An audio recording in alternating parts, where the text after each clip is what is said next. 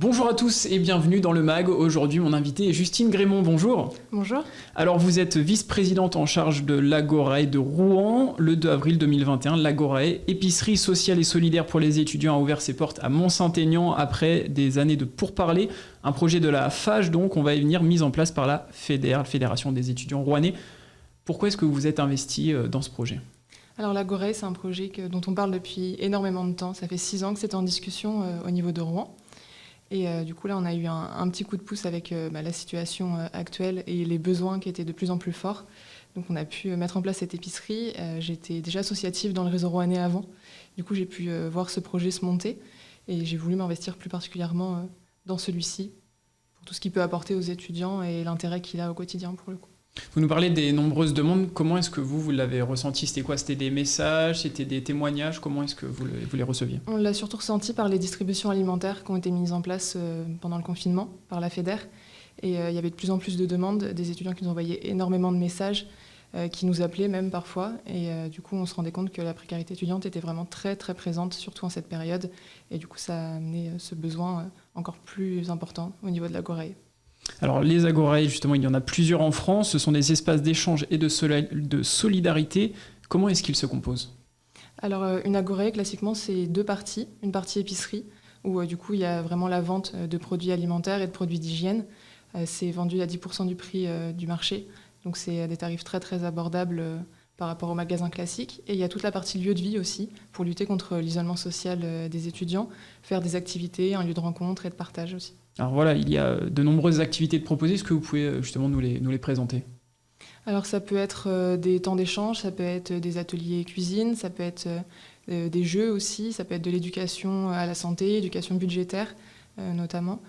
Après, les activités sont assez variées, on s'adapte aussi aux besoins des étudiants présents. On a aussi tout un réseau d'associatifs avec nous qui peuvent proposer des activités qu'ils souhaitent. Donc ça peut être du travail manuel, ça peut être des échanges, c'est vraiment assez vaste. Aussi des ateliers collectifs, j'imagine, pour faire se rencontrer les étudiants entre eux. Justement, il y a eu toute cette crise sanitaire. Comment est-ce que vous vous êtes adapté par rapport à ça ? Alors nous, on a ouvert en avril, donc on avait déjà les restrictions. Le lieu de vie n'a pas pu être beaucoup développé dans un premier temps. Et à l'ouverture, on s'est vraiment concentré sur la partie épicerie, qui était le gros du travail au niveau partenaire. Donc là, ça va être les prochains objectifs de justement développer ce lieu de vie et de pouvoir mettre en place ces temps d'échange qui nous tiennent aussi à cœur et qui font totalement partie du projet. Alors c'est à Mont-Saint-Aignan, dans la résidence Panorama, près du restaurant universitaire, que le Crous a mis à disposition donc un local de 170 mètres carrés donnant sur une terrasse de 150 mètres carrés. C'est un endroit idéal finalement pour mettre en place ce projet. Oui, pour le coup, je pense qu'on a une des plus grosses agorae du réseau de la FAGE. On a vraiment un local qui est super, où on peut faire énormément de choses. Donc on en profite complètement. On a une très grande partie épicerie, donc on peut proposer beaucoup de produits, autant alimentaires que de produits d'hygiène. Et on a aussi une partie ressourcerie où on met en place, par exemple, du petit électroménager, où on a en ce moment des oreillers, des draps, ce genre de choses, de la vaisselle pour les étudiants qui arrivent sur Rouen et qui n'ont rien avec eux. Donc du coup, c'est vraiment... on peut vraiment profiter des locaux pour mettre en place pas mal de choses. Plus de place, et donc ça permet d'offrir plus de choses forcément. Alors vous avez donc été soutenu par la FAGE, la Fédération des associations générales étudiantes, pour mettre ce projet sur pied. L'accompagnement va-t-il au-delà de l'aspect financier aussi ? Oui, complètement. Ils nous accompagnent vraiment déjà pour mettre en place le projet. On a tout un cahier des charges, on a des aides de leur part, on a aussi énormément de formation. On va accueillir des volontaires en service civique sur l'Agorae à partir d'octobre. Et du coup, la FAGE nous forme à les accueillir. Et ils nous accompagnent vraiment tout au long du projet de manière générale. Est-ce que vous pouvez nous parler de l'investissement justement des jeunes, que ce soit étudiants ou pas forcément, dans ce mouvement ? Alors au niveau de l'Agorae, on a tout le réseau de la FEDER qui est mobilisé. Donc la FEDER, ça regroupe tous les bureaux étudiants rouennais qui sont présents sur le territoire. Et on a du coup, même si je gère l'Agorae au niveau FEDER, on a aussi la commission Agorae où là c'est des associatifs, des associations locales qui viennent prêter main forte. On a aussi toute une équipe de bénévoles qui vient assez régulièrement sur des actions ponctuelles. Donc c'est tous les associatifs étudiants rouennais qui sont mobilisés sur ce projet de manière générale. Alors pour qu'on se rende bien compte, parce qu'on en a pas mal parlé durant la crise, mais est-ce que vous pouvez nous parler de l'importance d'une Agorae et de son impact surtout ? Alors c'est important dans le sens où il y a un réel besoin. On a eu 160 bénéficiaires entre avril et juin. Dès que le projet a été lancé, on a reçu plus de 300 dossiers de demandes. Donc il y a vraiment une demande de la part des étudiants et on voit quand ils viennent à l'Agorae que pour eux, ça leur permet du coup de manger plus à leur faim. On voit l'impact réel sur eux. On a même des relations qui se développent avec eux au quotidien. On les croise régulièrement. Des étudiants qui sont isolés dans des appartements crous tout seuls et qui ont très très peu de revenus, de venir un petit peu à l'Agorae, de pouvoir discuter avec nous, d'avoir une aide, d'avoir des échanges. Ça change un peu leur quotidien quand même. Et alors, qui peut bénéficier de l'Agorae ? Là, est-ce qu'il y a des critères pour postuler ou autre ? Oui, alors il y a quelques critères. Pour la partie lieu de vie, c'est vraiment ouvert à tout le monde. Pour la partie épicerie, on lance des dossiers d'inscription. En fait, on va demander aux étudiants de nous donner leurs revenus, leurs dépenses. À partir de ça, on va calculer un reste à vivre par jour. Et du coup, nous, on prend en charge au niveau de l'Agorae les étudiants qui ont un reste à vivre entre 1,20 € et 7,80 € par jour. En dessous d'1,20 €, on les dirige vers d'autres structures. On est en lien avec des assistantes sociales du Crous qui sont là pour nous aider et pour trancher sur les dossiers avec nous.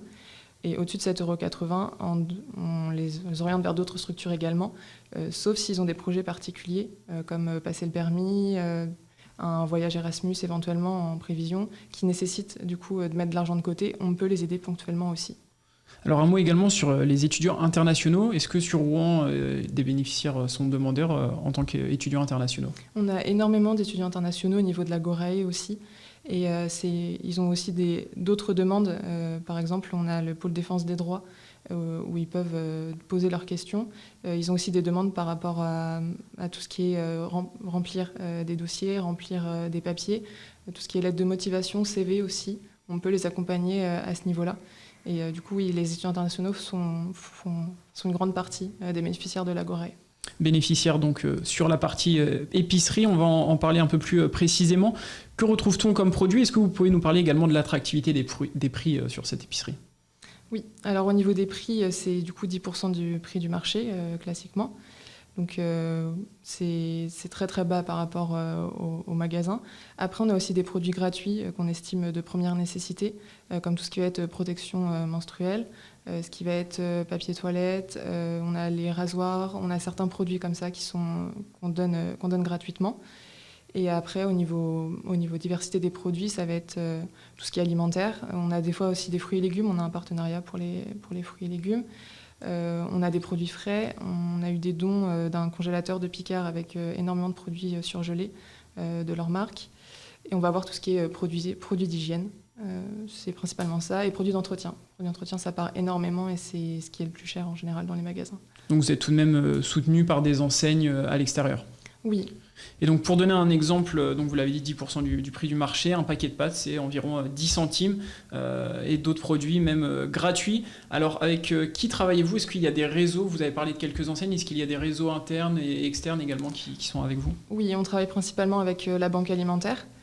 On a eu aussi des dons des Restos du Cœur, du Secours populaire. On travaille avec l'Agence du don en nature, qui est un partenariat de la FAGE, du coup, qui peut nous fournir des produits d'hygiène ou d'entretien. On a aussi des associations comme Menstruaction ou Sans Rancune 76 qui nous proposent du coup des produits, tout ce qui est protection périodique. On a la Savoureuse pour les fruits et légumes aussi. Donc on essaye d'avoir le maximum de partenariats. Et on a aussi énormément de dons de particuliers, donc on fait des collectes. Il y a des entreprises qui font des collectes et qui nous renvoient tout ce qui a pu être collecté auprès de leurs salariés. Et ça arrive même qu'il y ait des personnes qui viennent à l'Agorae et qui nous rapportent des sacs de courses. C'est important aussi de le préciser que même les particuliers peuvent participer oui, à cette action. Donc après quelques mois de lancement, est-ce que vous pouvez tirer un premier bilan et surtout quels sont les prochains objectifs pour la fin d'année à partir de fin septembre ? Le lancement, du coup, il a été plutôt positif pour nous. On a eu énormément de demandes, énormément de bénéficiaires. On a réussi à aménager ce grand espace en assez peu de temps finalement et à ce que ce soit très vite opérationnel. Donc ça, c'est le travail de l'ancien mandat, mais qui a été plutôt colossal pour le coup. Et du coup, pour la suite, ça va être faire vivre la partie lieu de vie, trouver des partenaires pour faire des activités. Principalement, puisque là la partie épicerie elle est plutôt en route, même s'il faut garder ce rythme-là et toujours pouvoir alimenter comme ce qui est nécessaire. Et puis après, ça va être élargir au niveau bénéficiaire, parce qu'on a 160 bénéficiaires sur la première période, on peut aller jusqu'à 250. Donc du coup, ça va être... Encore des projets, ça va bien sûr bouger avec la rentrée également. Merci à vous, Justine Grémont, d'avoir participé à notre émission. De rien, merci à vous. Et pour suivre l'actualité, rendez-vous sur Facebook Agorae Rouen et Instagram Agorae-8 Rouen pour suivre l'actualité. Sachez que vous pouvez également retrouver cette émission sur notre site et application Radio Sensation.